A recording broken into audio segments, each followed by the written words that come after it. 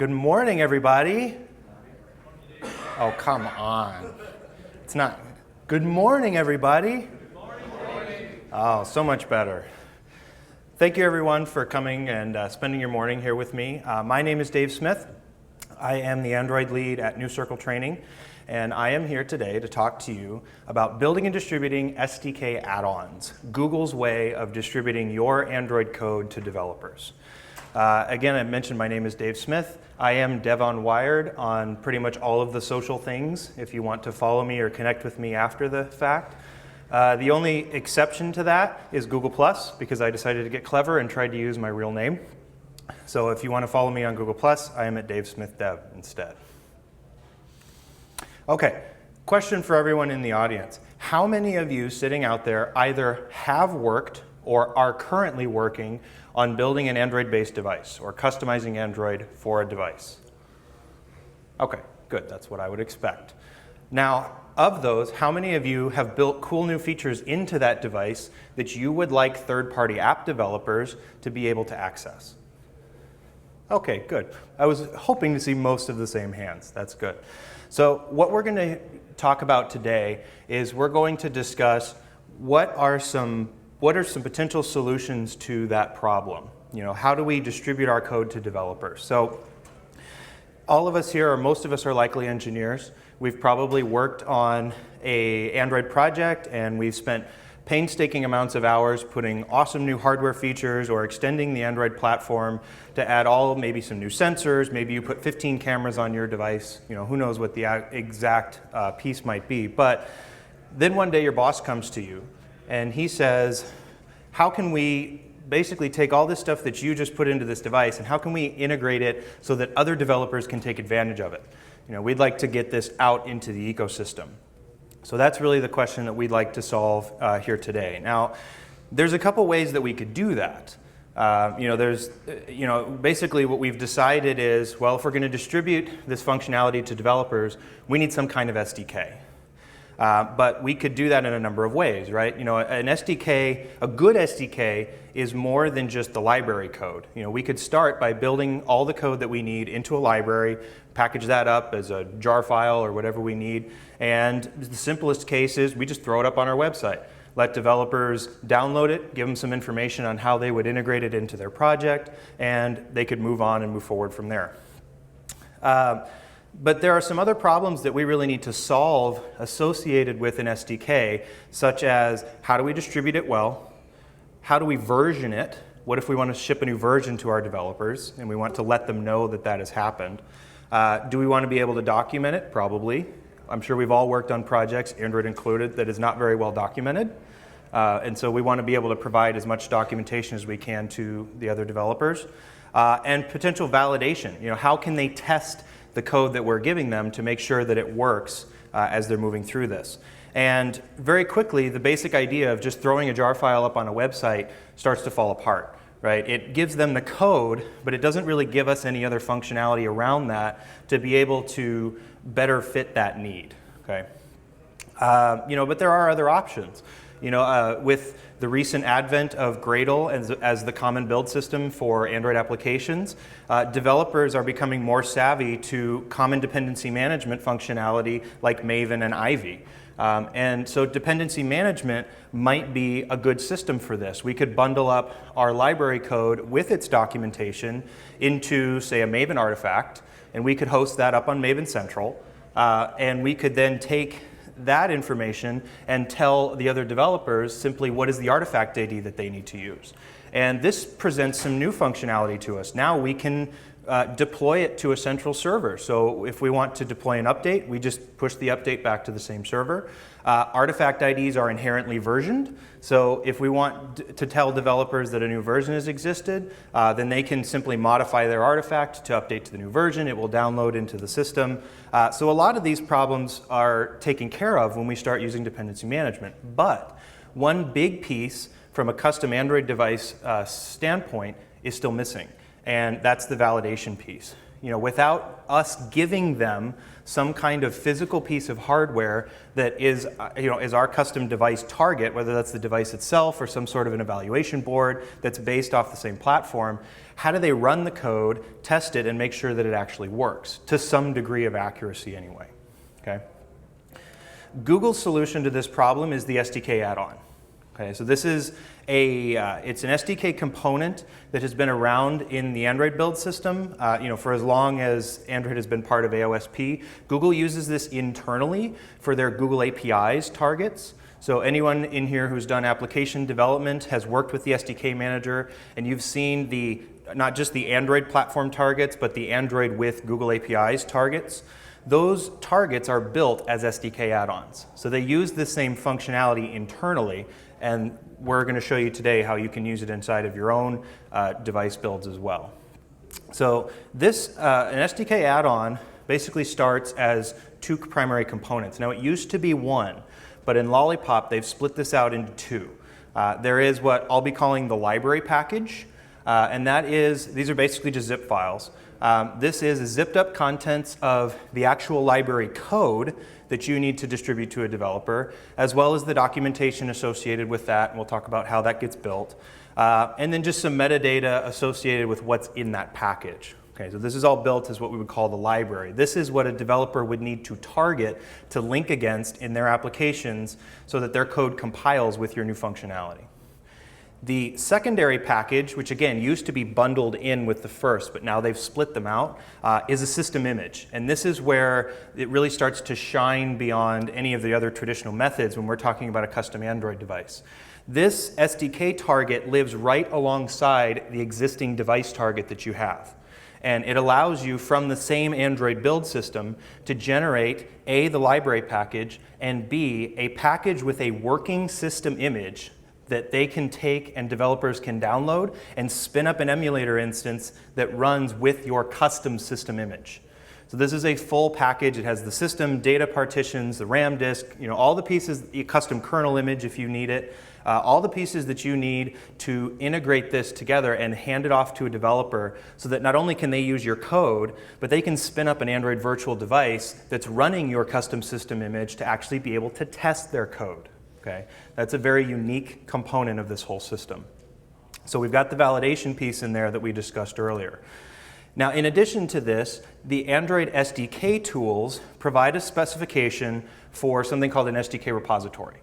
And the repository really ends up just being a specialized XML definition that allows you as the distributor or the builder of this SDK to throw up somewhere on the public web the archives that are generated and this additional XML and provide developers nothing more than a URL, what we're calling an update site, that they can add to their existing SDK tools to pull down your code directly into their environment. Okay? We'll talk more about how these are built and some of the features associated with them in just a little bit. The SDK repositories have additional features that are going to be very helpful for us from a distribution perspective. One, the URLs that we can give the developers, but also the ability to version our SDKs, add licenses to our SDKs that the developers have to agree to before they can download it. And we can also, we'll see here in a little bit, that we can split out portions of the SDK by platform. So if we have separate archives we need to provide to developers for Mac, Windows, and Linux, say, we can generate those archives, compact them together in one repository, and the SDK tools will do the job of installing the appropriate one on the appropriate platform when the developers go to the site. Okay? So this as an entire package really provides all the things we need to solve those four problems that we just discussed. Done. Who's buying beer? All right, if it were really that simple, I would just walk off the stage now. But let's talk a little bit more about how we need to go through this process. What are the things that you as system image developers need to make sure you're doing in your system image builds? And then the additional pieces you may need to add to take your system image code and pop out this SDK add-on. Okay? Now the first piece is you got to make sure you have the right code. You know, most of you have probably seen this type of code before. This is a snippet from a repo manifest. If you've ever looked through the repo manifest, though, you may not have noticed that each project in there has a series of groups associated with it. And if you do just a generic repo init repo sync, you don't get all of them. There is a series of groups called not default that is on predominantly the tools packages. But just with repo init repo sync, those do not come down to your machine, because in most cases, they're not necessary. The basic repo sync gives you everything you need to build a system image, but nothing else. If you want to build a component like an SDK add-on, you need all of the additional tools packages that are associated with building the SDK. And those, again, are marked in this case with this not default group. Now, there's a couple ways we could pull that down. The simplest is when you're running repo init, you just want to throw that -g flag on the end. That defines which additional groups or which specific groups you should pull down as part of the next sync. In this case, -g all tells us that we get everything. You could also do a -g tools if you only wanted the tools packages, but generally we're talking about building the system image and the SDK as part of the same system, so we're just going to grab everything. Okay, so repo init with the -g all and then a repo sync will give you all the packages you need to be able to do the additional steps. Question? Yeah, how's that required for SDK generation? Basically everything, yeah, so the question was, are there packages in the manifest required for SDK generation that are set as not default? Basically everything under the tools subdirectory. So there's sections under tools that are specific to generating the IDE plugins, as well as just building the core SDK. And basically anything that's under tools / in that project list is required to do a make SDK, which is effectively what we need to do a little bit later on. Good question. Okay. So from a system image perspective, what do you have to change on your device, assuming you're not already doing this, to sort of facilitate this process? SDK add-ons run along with a functionality inside of Android that is their shared library support. Android supports shared libraries in a very narrow, specific way, which is they allow system image developers to expose Java libraries inside of their system partition to application developers. The advantage of this is you can develop the code that you need to share with developers into an extracted Java library, and rather than distributing the code to each of them, you can simply put it on the system image as a shared library, and then the developers can reference that library by name so that when they're running their code on your device, it can be properly added to their class path. So this allows us to distribute the library with the device or the functionality of that library, and allows the developers to link to it without having to copy jar files or other things into their own package, into their own project. So you don't end up with multiple copies of the same thing strewn across the device. Okay, they're all referencing the same instance that's on your system image. So what we need to do effectively is we need to build that library code into a shared library, if it's not already, by wrapping that up into an individual module inside of our system image build. So there's basically 3 targets that we're going to look at that will do this. The first piece that's necessary to make this work is this shared library definition file that I have listed at the bottom of the slides there. It's a very simple file. There are several of these on any given Android device in the system etc permissions directory.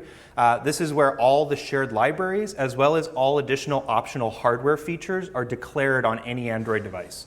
So you'll see files in here for devices that support NFC or certain types of Wi-Fi. There will be a file in here for each one of those features. A shared library is considered one of those features. So this is just a simple XML file that maps 2 things together. It maps a library's name to the actual file that has the library code inside of it. That library code is typically found in System Framework, although if you're massaging the build system a little bit more, you could pretty much put it anywhere on the system partition as long as this file maps to where that location is. Okay? So this XML file is a piece of boilerplate that you just have to create. It would go in your device directory somewhere so that it can be copied into the final system image. Okay? This file exposes that library to other applications.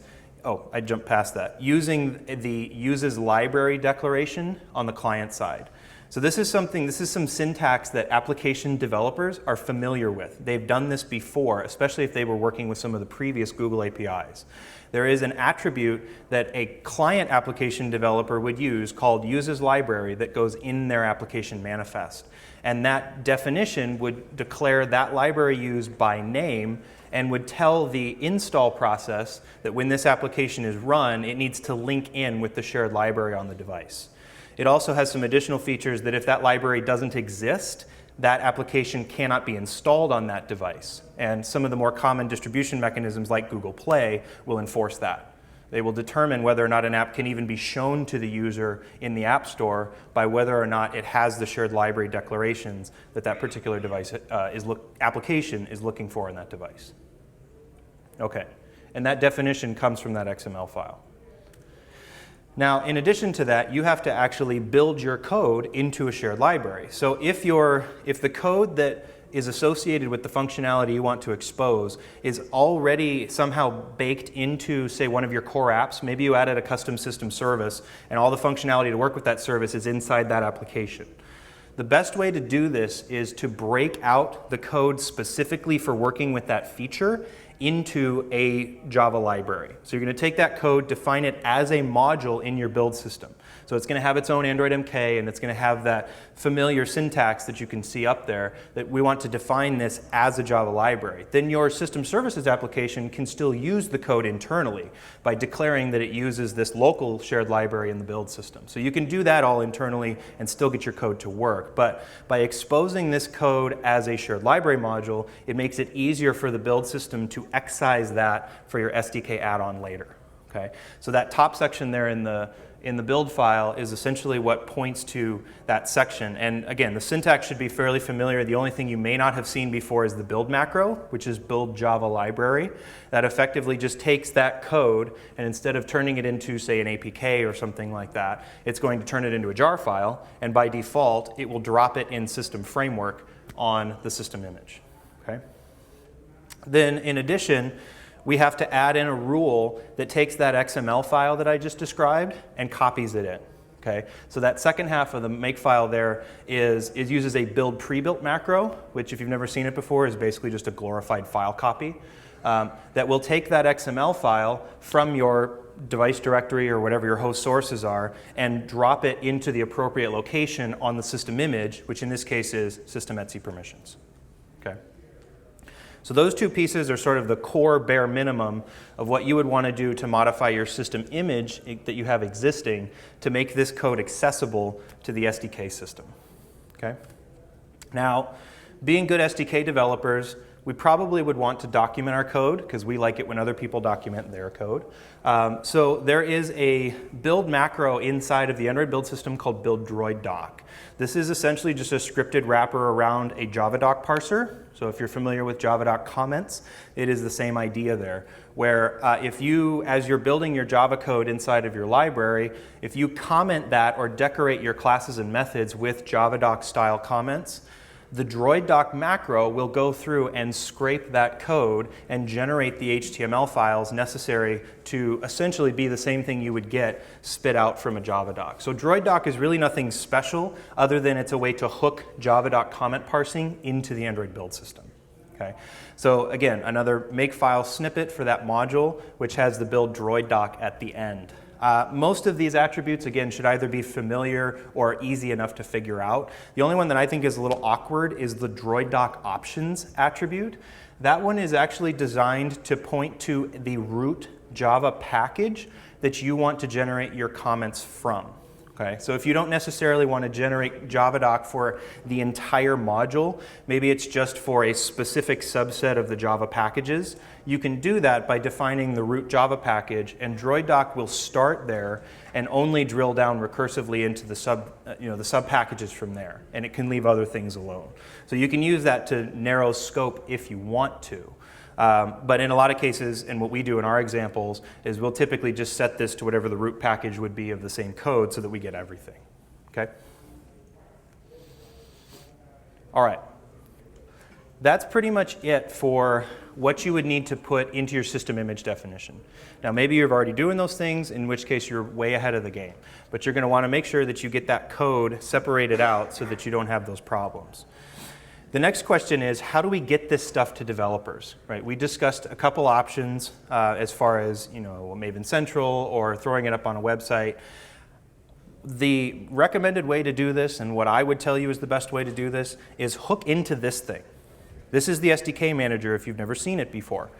This is a tool that developers understand. They know how it works. They use it all the time. If you want your additional library code to be easily accessible to them, use this tool. Okay? And that's what the whole point of the SDK add-on is to do. How do we add on some additional pieces to our build so that we can generate packages that this tool will recognize immediately and will simply integrate in alongside with the rest of the base platform exactly what they need to work with your code. Okay?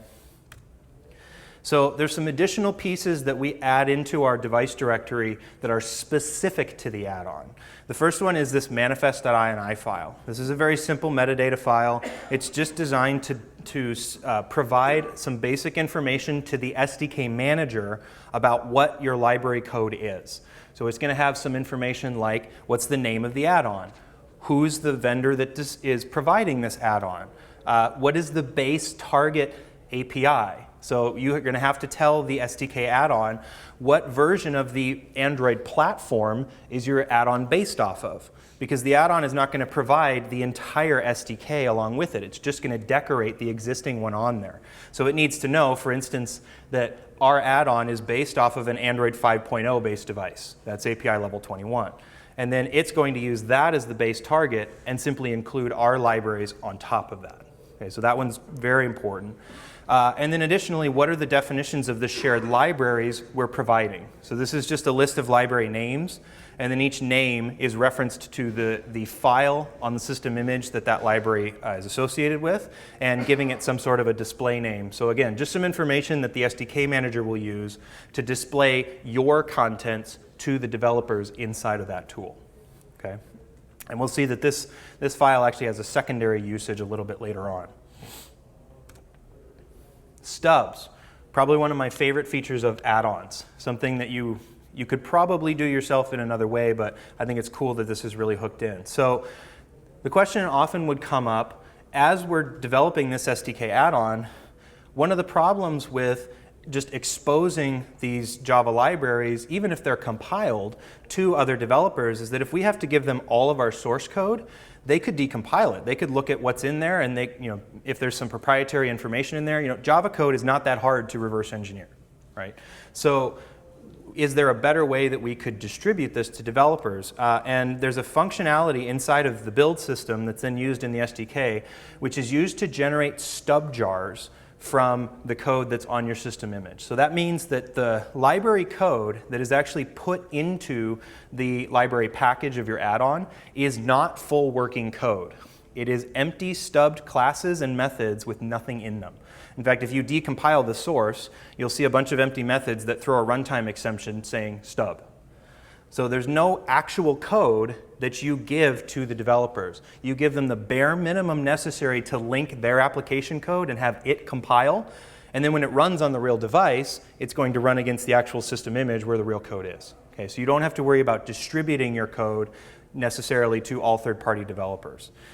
Additionally, the SDK add-on has this functionality that allows you to control what from your system image goes into the SDK package. So let's say that you build a Java library, but inside that library, inside that jar file, there are still some internal classes versus maybe some actually public-facing classes that the developer needs to see. Using a stub definition file, the SDK add-on allows you to control what goes into the stub before the stubs are generated. Okay? So it's just a very simple text file using the syntax that I have up there, where you have this sort of plus-minus idea that I want to add everything from this package, but not these pieces. And you can do this all the way down to the individual class level. Okay? So I can, let's say I have unit test classes or other things somehow in my code, but I don't want to ship those off to the developers even as stubs. I can remove those elements out by putting into my stubs definition file what should go in, what should pull out, and then it will take all the resulting information and generate the stubs from that. Okay? All right.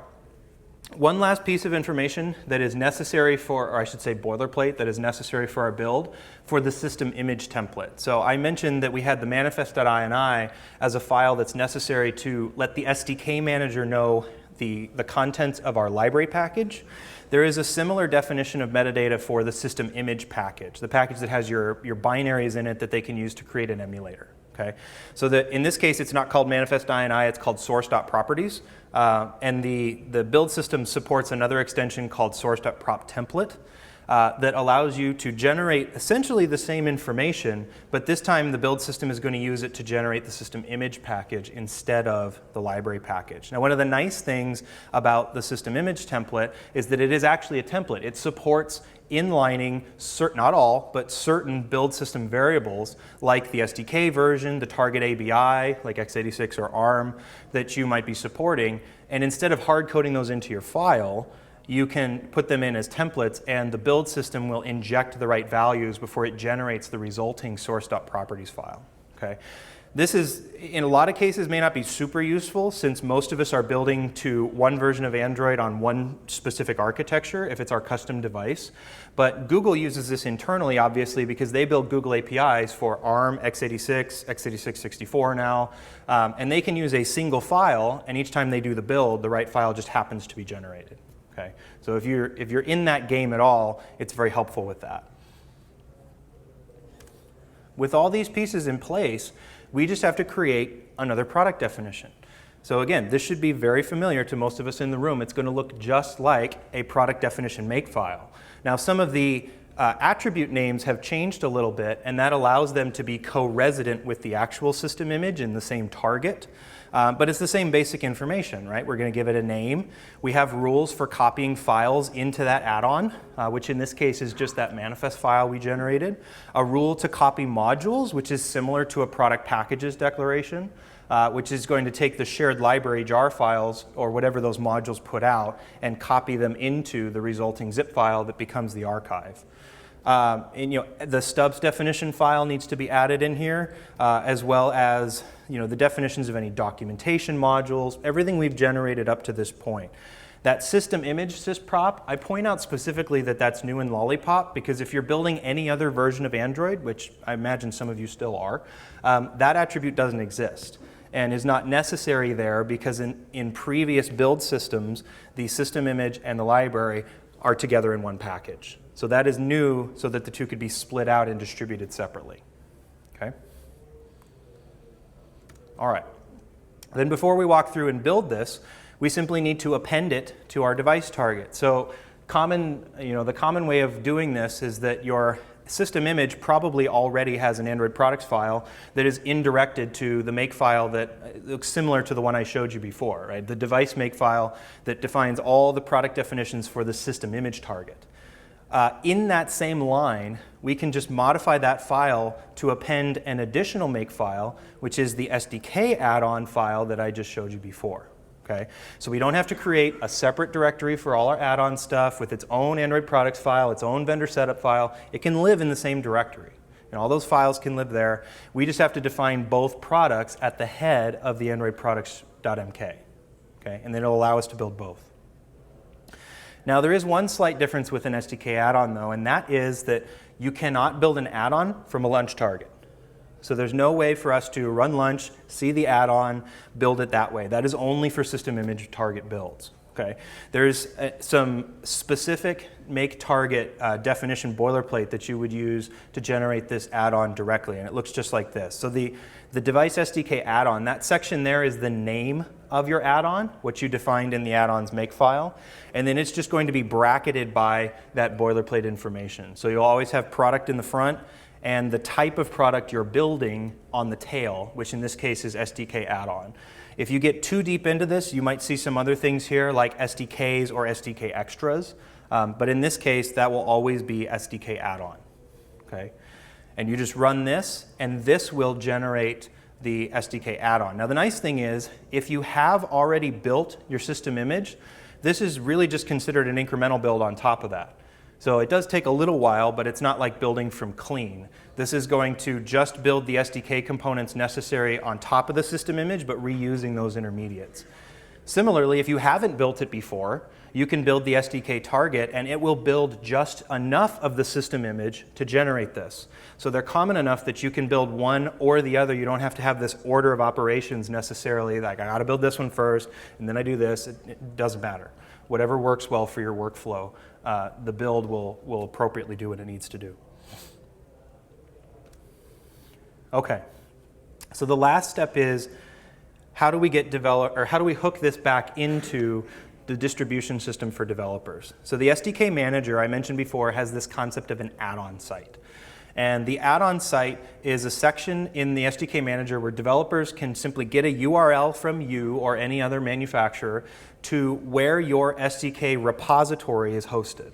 And all they have to do is throw that URL in this list, and the next time the SDK manager refreshes, it will search for your packages along with all the other Android packages at the same time. Okay?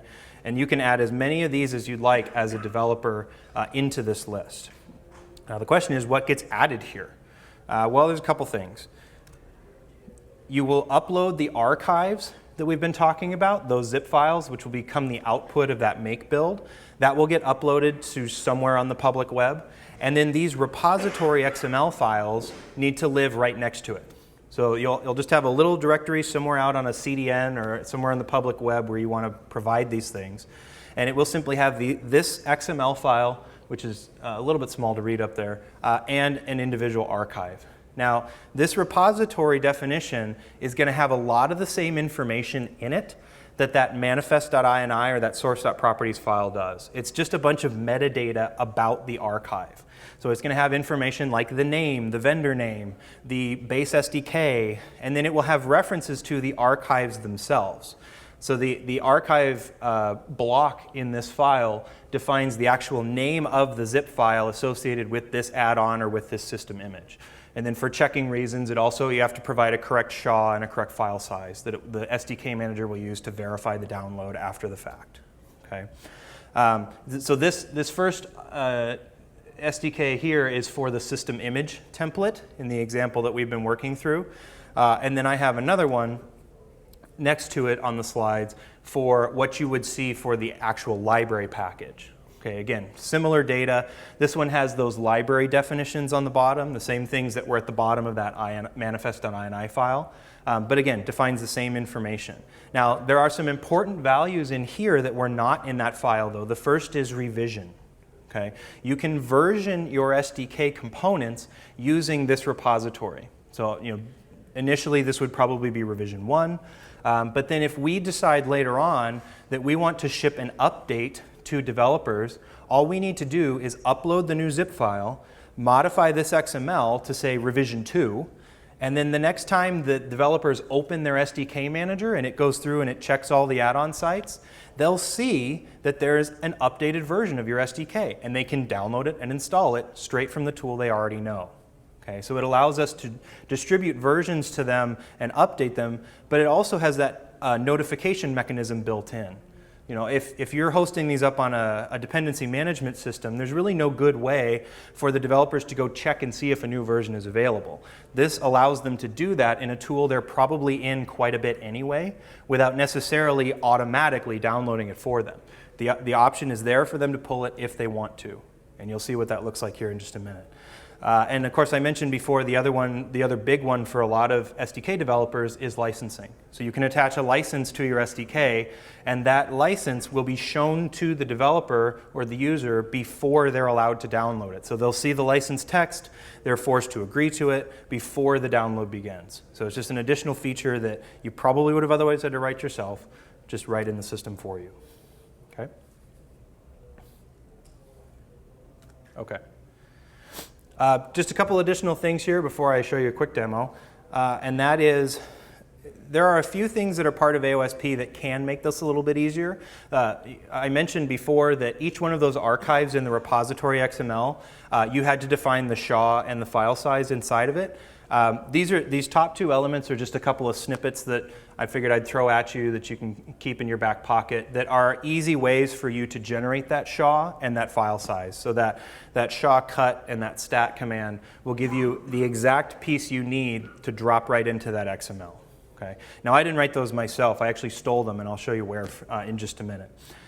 In addition to that, the AOSP comes with some schema definition files for all of those XML files that I just showed you.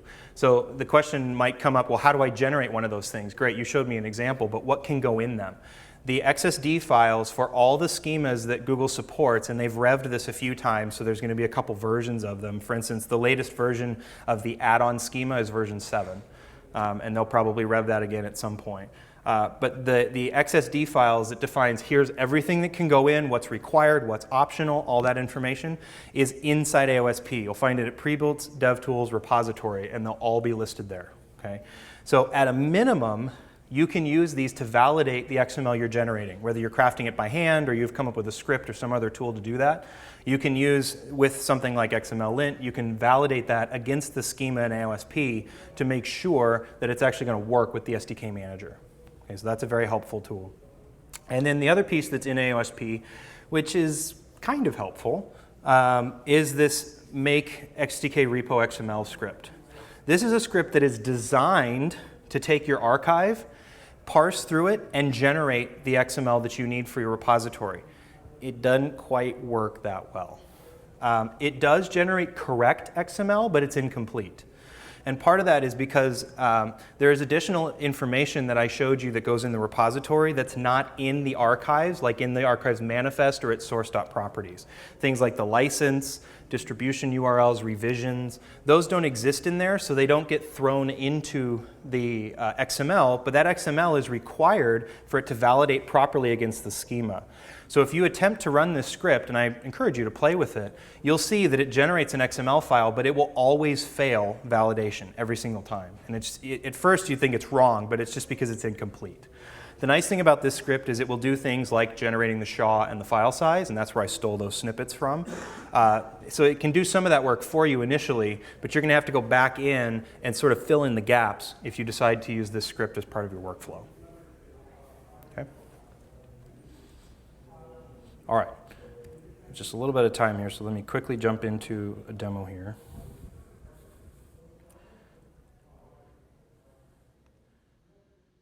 Okay. So what I'd like to show you here is the example that we use in our internals classes of a device target that lives side by side with the SDK add-on.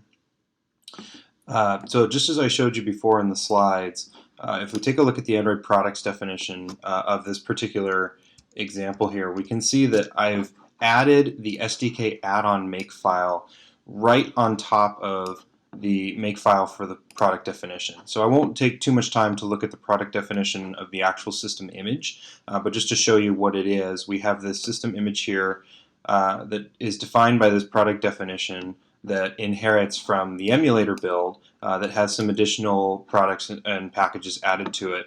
And our SDK add-on is just living right alongside that in the same directory. You don't have to create a new directory or anything like that to separate this from the individual target. So if we pull up the SDK add-on here, we can see some of those pieces that I just described to you here. So the add-on has a name. We define all of the files that need to be copied into our SDK add-on, and this specifically the one we discussed before was this manifest.ini. If there's anything specific to your add-on that may need to get copied, you can add that in here as well. An interesting example is that the kernel image that we're using in our internals example for alpha is actually a custom kernel.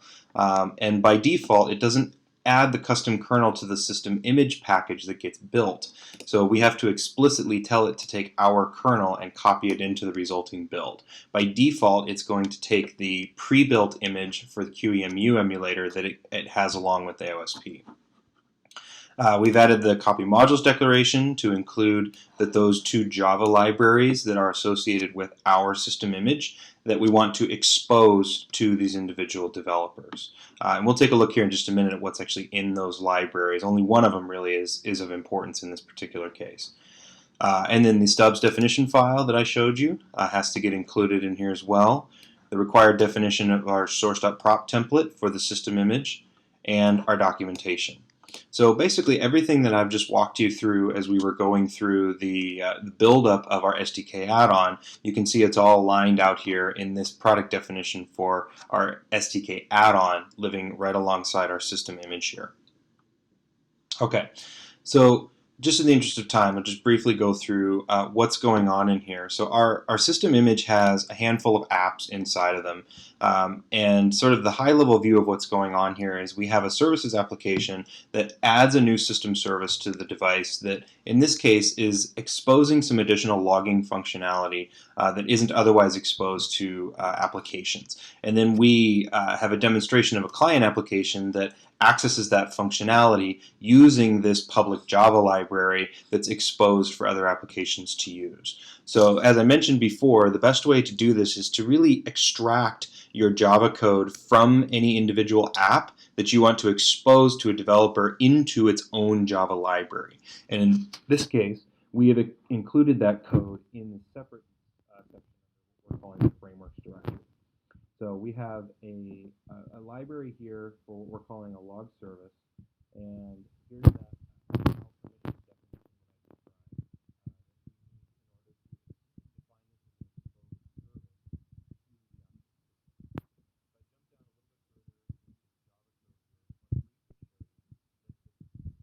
Is exposed from this library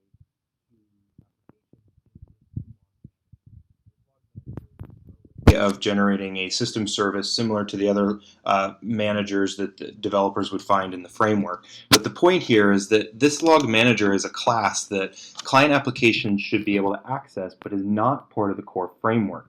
So if a developer simply starts developing an application in Android Studio or in Eclipse and they try to declare this in their code, by default that isn't going to compile and they're not going to be able to build it. And that's the whole point of the SDK add-on in general. So what we're going to show you in this demonstration is how including this add-on gives the developer in their own environment access to a class like Log Manager. Okay. So Log Manager, this entire build here is wrapped up using that Android MK that I showed you earlier with the 3 primary modules in it. So the module to build this is a Java library, the module to include that XML definition as a pre-built into Etsy permissions, and then the DroidDoc module to generate the HTML documentation to go along with the Java library that we're building here. So all that code for the log manager, log listener, and the services are going to get built into a jar file, and in our system image build they will be dropped into system framework where we can access them from other applications. So as an Android developer, if I were inside of my favorite IDE, and for the moment I will choose Android Studio, if I were to want to build an application using this fancy new library, there's a couple things that I would want to do. The first is, as I mentioned in the slides, you would want to include the uses library declaration using the name that is exposed for that library inside of that XML definition. So just to jump back here for a minute, this XML file defines the name of the lib, and that same name is what a developer would use inside of their Android manifest, declaring that this application wants to use this shared library. So first of all, that shared library has to exist on the device, and secondary, we want that library to be added to the Java class path of this process so that the application can access those classes. So this is important for the runtime use, but we also want to assist the developer in building their application from the get-go. So for instance, if I just show you this simple little activity that we've created in this demo application, the problem should be readily apparent. As a developer, I'm trying to use the fancy new log manager that is specific to this device, and just targeting a regular Android application base API, I cannot do that because this symbol is unknown when we're just linking against the core framework. So we have to include the SDK add-on so that all of these issues will go away. So as a developer, the way that I would do this is I would hop into the SDK manager, And when the SDK manager comes up, I need to add to my environment the add-on sites where those custom SDKs are being provided from. So I can jump in here from the tools, go up to Manage Add-on Sites, and there is a section for user-defined sites. And you can see that I've already added a couple of those two repository XMLs that were in the slides that I've just got locally hosted on a web server on my machine here. You would obviously want to host these somewhere out on the public web. But these are the repositories I've created for my add-on and for the system image. And this way, with those add-on sites in place, when the developer looks at their list of available options for installation, in this case I'll go down to 5.0 since that's what we targeted, they'll see a couple additional options. They'll see an option for my custom add-on and an option for the accompanying system image. So I can select both of those and choose to install them on my system. Notice that it requires me to verify, read, and agree to the license associated with these two elements, which was that license text defined in the repository XML. And then I am able to install them. The install progress will take just a moment, and once that install is complete, we can go back to the IDE and we can start using this code. Okay, restart SDK Manager here. And first of all, notice that both of these are now listed as installed on my system. So I can leave the manager and come back to my application. Now, in an Android Studio application, which is constructed using the Gradle build system, the build.gradle file defines what the compile target of your application is. And the best way to modify this today is to simply manually change the compile SDK from the base platform to the value that's associated with your add-on. This is not yet set up in Studio to go through the IDE's graphical property settings. I imagine it will be in the future, but for the moment we have to actually do this manually in the file. So we have to know what the name of our SDK add-on is. And this, at least for the time being, might be something you want to explicitly convey to developers when you're providing documentation on how to install your add-on until this gets cleaned up a little bit, at least in Android Studio. So we have to provide the fully qualified name for what this value is. And in this case, an add-on is always defined as the vendor name, followed by the add-on name, typed correctly, followed by the base API associated with it. So this is the way that the Android SDK names and uniquely identifies the add-on that I just installed. So I resync the project. A couple things. So as Gradle is rebuilding the project, if I reopen my Project Explorer, down here under External Libraries, we can see that the target for the SDK has changed to my alpha add-on, and that in addition to the Android.jar that's always there, the stub jars for my additional libraries are also included here as well. So we know that it's now linking against all the stuff that we need it to. And if I jump back to log activity, I can now see that all of the things that wouldn't resolve before now resolve properly because they have stubs in our add-on that they can link against. Now, reminder that this is just stub code. I can't jump in and actually look at the definition of what's going on in here. These are all just going to be empty stubs. But it's enough to get the developers up and running and link their application so that they can build and run it. Now, just as a side note, if you are an Eclipse user, the functionality here is similar. But it's done in a slightly more polished way. In Eclipse, the developer would go to the properties of their project, and underneath the Android group, they would select the add-on as their SDK target. Which I don't see here. Let me just try again.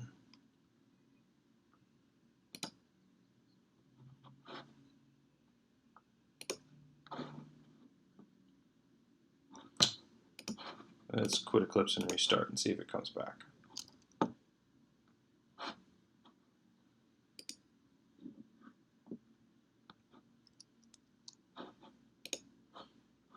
Sometimes Eclipse likes to cache information a little bit too heavily.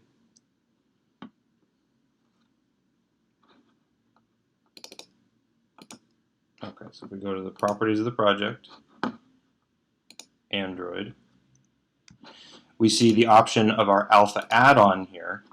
So we can select that as the target API. And notice that as it switches from the base target to the alpha add-on, all the red that was associated with this file has now turned proper, and this file resolves as well. So you can do the same thing if you are still developing on Eclipse, or if the developers that you work with are still using Eclipse. That functionality exists as well. And in fact, from a tools perspective, it's still slightly a little bit more polished. So the last thing that I want to show you here is that in addition to being able to link against the library project, the functionality has also been added for us to create an emulator of this device. So if I jump back into the SDK manager, and this time we decide to manage AVDs. AVD stands for Android Virtual Device. We're basically going to create a new emulator. So in addition to the library package, I also downloaded that system image target. And if I create a new AVD, then there will be an option for me to, first of all, select a device, pick your favorite, from the targets list to select the alpha add-on. And immediately, the alpha add-on selects that it has a available system image, in this case targeting x86, that is available to work with. Now, it's important to remember that the way that these two things link together, which we saw briefly in the slides, is that the system image must be tagged with the same ID as the name of the add-on. And those two things will allow the tools like the AVD Manager to determine when I select this target that it should present this option as the available ABI that I can select from for my emulator. Then I could go through and add remaining components that I want to in my AVD and create it. And then at this point, as a developer, I could spin up a version of the emulator that has all the functionality in it that is specific to this device, associated with these new APIs that have been exposed to me during the library, and I can fully code and test my application against those device-specific changes. Okay, so just final notes here before we part ways. As I mentioned, that entire example that I just showed you, the fully functional device target and the SDK add-on built alongside of it, are hosted publicly on GitHub. They're on our site at GitHub New Circle Alpha. And if you want to learn any more about this information, if you like what we were talking about here today, you'd like to dive a lot deeper and talk more about how to build SDKs, building the Android platform and all of that, our next Android internals class, where we teach all of this in great detail, is coming up in June. So you're welcome to sign up for that. And if you would prefer to instead have us come directly to you and train your team, come talk to me afterwards and we can talk about private training. We would love to do that as well. So thank you very much for your time, and if you have any questions, go ahead and come up afterwards. Thank you.